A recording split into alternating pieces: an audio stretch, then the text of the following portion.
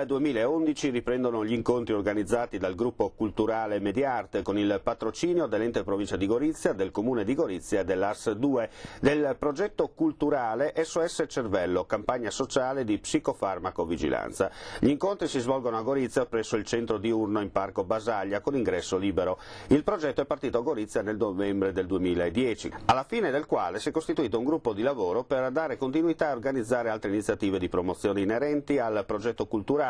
composto dal professor Marco Bertali, referente scientifico del progetto, Mariano Paolin, promotore e coordinatore, Lia Gregoretti, Alessandro Astone e Fabio Agazzi. Questa campagna si propone di diffondere una cultura che promuova l'evoluzione della sofferenza psichica alla guarigione, alla salute e al benessere, utilizzando principalmente risorse e talenti psichici, personali e collettivi. Si pone pertanto in posizione critica nei confronti dell'allargamento del mercato dello psicofarmaco e quindi della creazione di un psicofarmaco dipendenza di massa. SOS Cervello si propone anche di creare una rete culturale che predisponga la popolazione ad avvicinarsi alle eventuali situazioni di sofferenza psichica, puntando maggiormente su risorse interiori e su sostegni relazionali, piuttosto che sul mero utilizzo di farmaci chimici confusamente chiamati psicofarmaci. La campagna sociale non vuole però limitarsi a diffondere un atteggiamento consapevole e critico di psicofarmacovigilanza, infatti ha anche come importante obiettivo quello di stimolare la nascita di una rete operativa a livello locale e nazionale.